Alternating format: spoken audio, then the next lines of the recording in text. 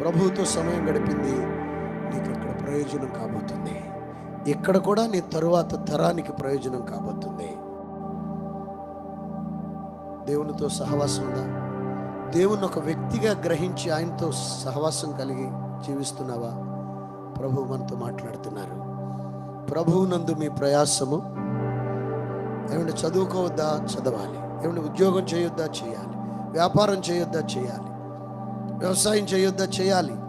అయితే నీ ఇంటెన్షన్ ఏమవ్వాలంటే, ఈ నా చదువు నా ప్రభువు చిత్తము చేటు కొరకు, ఈ నా ఉద్యోగ ప్రయత్నం ఉద్యోగం నా ప్రభువు కోసం, ఈ నా వ్యాపార ప్రయత్నం వ్యాపారం నా ప్రభువు కోసం, ఈ సకలము సమస్తము నా ప్రభువు కోసం.